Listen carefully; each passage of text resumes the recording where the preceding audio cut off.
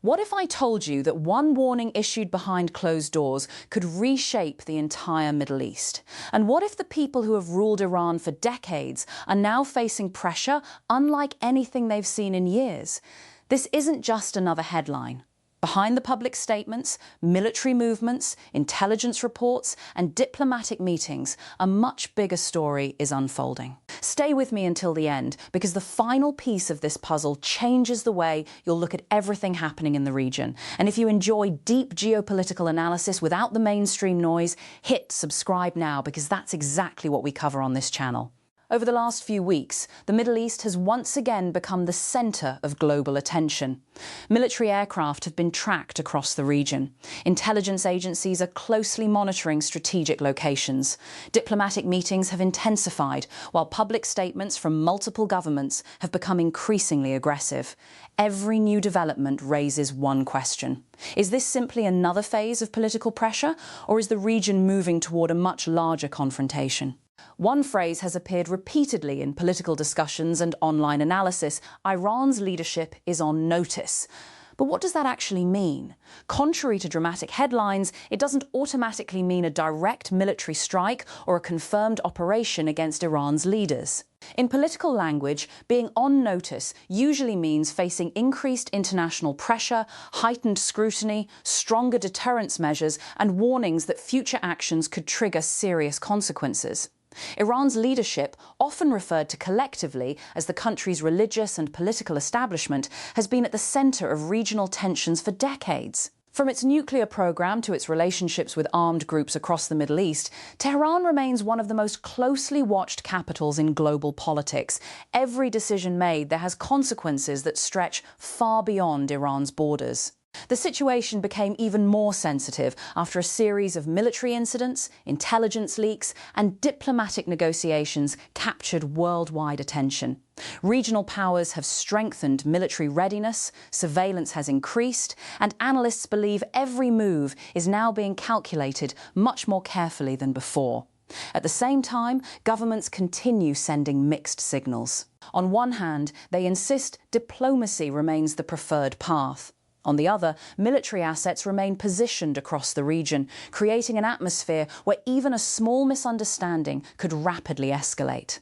This is exactly why experts are paying close attention. Modern conflicts rarely begin with a single dramatic announcement. Instead, they usually develop through a series of political warnings, economic pressure, intelligence operations, military preparations, and strategic messaging.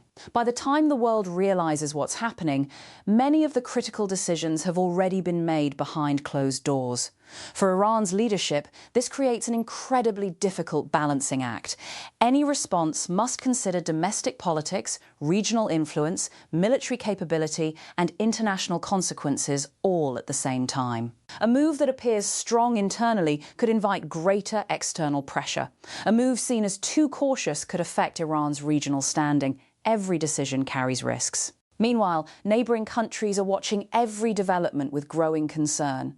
The Middle East sits at the heart of global energy markets. Any serious escalation could affect shipping routes, oil prices, financial markets, and international trade. That means what happens in Tehran doesn't stay in Tehran. It quickly becomes a global issue. This is also why intelligence agencies across multiple countries continue monitoring military movements, missile deployments, air defence systems, and diplomatic communications.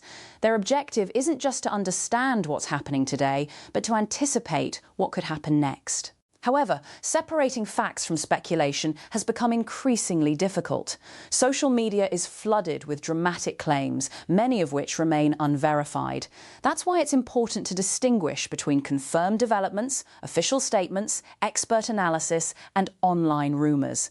Understanding that difference is essential for making sense of such a complex situation. And here's something many people overlook. Sometimes the most important geopolitical event isn't the action everyone sees on television. It's the warning delivered privately, the meeting that takes place away from cameras, or the strategic message understood only by governments involved. Those moments rarely dominate headlines, yet they often shape the future more than public speeches ever do. So the real question isn't simply whether Iran's leadership is under pressure.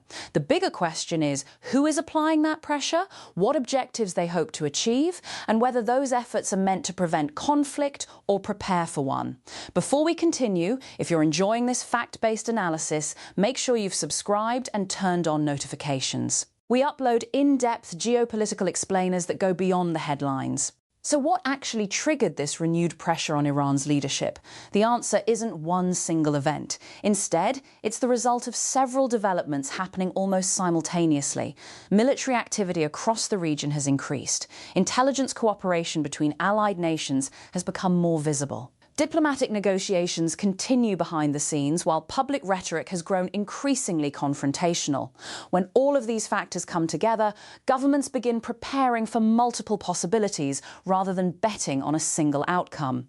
One of the biggest concerns remains Iran's strategic influence across the Middle East. Over the years, Tehran has built relationships with various regional groups and has invested heavily in missile technology, air defense systems, and drone capabilities.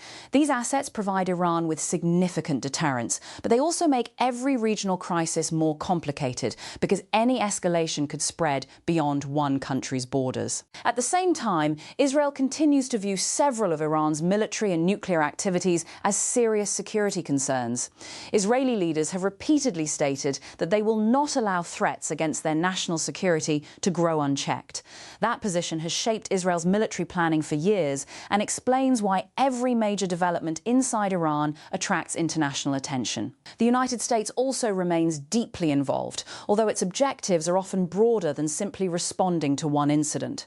Washington wants to protect regional allies, maintain freedom of navigation through vital shipping routes, reduce the chances of a wider war, and prevent any conflict from disrupting global energy supplies.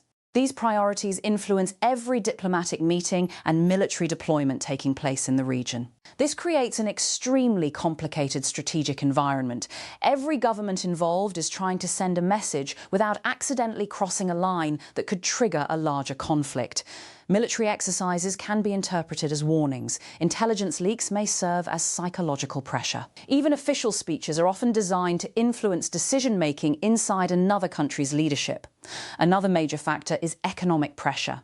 International sanctions have affected Iran's economy for years, limiting access to investment and international markets. Economic challenges increase domestic pressure on governments because they directly affect businesses, employment, inflation, and daily life. Political leaders must therefore balance external security concerns with internal economic stability. But perhaps the most important battlefield today isn't on land, sea, or in the air. It's information. Governments increasingly compete through intelligence operations, cyber activities, satellite surveillance, strategic messaging, and public diplomacy. Winning the narrative has become almost as important as winning any military confrontation.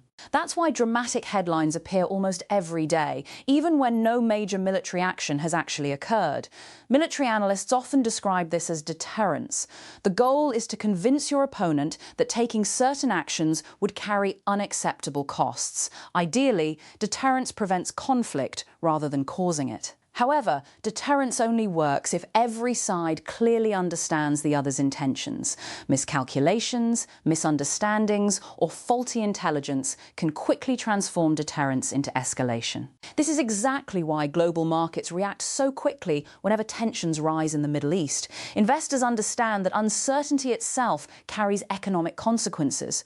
Oil prices, shipping insurance, airline routes, and financial markets can all respond long before any actual conflict begins. In today's interconnected world, geopolitical uncertainty travels faster than military forces themselves. Behind closed doors, diplomats continue working to reduce those risks. Quiet negotiations often receive little media attention because successful diplomacy usually happens away from television cameras. Governments communicate through official channels, intelligence contacts, international organizations, and trusted intermediaries, attempting to prevent misunderstandings misunderstandings before they become crises. Still, one question continues to dominate strategic discussions. Is the current pressure designed to force political concessions, or is it part of broader preparations for future military options if diplomacy fails? That question remains unanswered, and different experts reach different conclusions based on the same public information. What is clear, however, is that every major player is carefully watching the others. Each new statement, military exercise, diplomatic visit, or intelligence report is analysed for hidden signals. In modern geopolitics, perception can be just as influential as reality, and this brings us to the most critical part of the story. If current trends continue, what are the realistic scenarios that could unfold over the coming weeks or months? Could diplomacy ease tensions? Could pressure intensify without open conflict? Or could one unexpected incident change everything? So where does all of this go from here? While nobody can predict the future with certainty, analysts generally focus on three realistic scenarios. The first is continued diplomatic pressure. In this outcome, governments keep using negotiations, sanctions, intelligence sharing, and military deterrence to influence each other's decisions without crossing into direct war. This is often considered the most likely path because a full-scale regional conflict would carry enormous costs for every side involved. The second possibility is a limited escalation. That doesn't necessarily mean a major war. It could involve cyber operations, targeted strikes, maritime incidents, or actions carried out through regional partners. These events can raise tensions significantly while still stopping short of a direct confrontation between major powers. History has shown that many geopolitical crises remain contained, but only through careful decision-making and constant communication. The third scenario is the one that worries security experts the most: a single miscalculation. One misunderstanding, one incorrect intelligence assessment, or one unexpected incident could trigger reactions that neither side originally intended. Modern militaries operate at incredible speed, and political leaders often have only hours or even minutes to make decisions during a crisis. That's why preventing misunderstandings has become one of the highest priorities for diplomats around the world. Another important factor is public opinion. Governments don't make decisions in isolation. Domestic politics, economic conditions, and international alliances all influence how leaders respond during periods of tension. Every statement is carefully measured because it sends a message not only to foreign governments but also to citizens at home and allies abroad. Energy markets will also remain a key indicator to watch. The Middle East plays a central role in global oil production and shipping. If tensions remain high, markets may continue reacting to uncertainty. Even without direct conflict, concerns about regional stability can affect fuel prices, transportation costs, and the global economy. Technology has added another layer of complexity. Satellites, drones, cyber capabilities, and real-time intelligence mean governments now receive information faster than ever before. But faster information doesn't always lead to better decisions. In some cases, it increases pressure on leaders to respond quickly before every fact has been verified. For viewers trying to understand what's happening, the most important approach is patience. Headlines are designed to grab attention, but geopolitical reality is usually far more complex than a single breaking news alert. A dramatic claim today may look very different once official information, independent verification, and diplomatic responses emerge over the following days. That's why it's important to separate confirmed facts from speculation. Governments often communicate strategically, analysts interpret available evidence differently, and social media can amplify rumours long before they are verified. Looking at multiple credible sources and waiting for confirmation provides a much clearer picture than reacting to the first headline alone. At this moment, there is no certainty about exactly how the situation will develop. What we do know is that the region remains under close international observation, military readiness has increased, diplomatic efforts continue, and every major decision made over the coming weeks could influence regional stability for months or even years. Whether this period ends ends with successful diplomacy or renewed confrontation depends on choices that are still being made behind closed doors. The world is watching, financial markets are watching, intelligence agencies are watching, and millions of people across the region are hoping that political decisions prevent another devastating conflict. If you found this analysis useful and want clear, fact-based coverage of global events without unnecessary hype, make sure to subscribe and turn on notifications. We regularly break down complex geopolitical stories in a way that's easy to understand while staying grounded in verified information. Thanks for watching. Stay informed, stay curious, and I'll see you in the next video.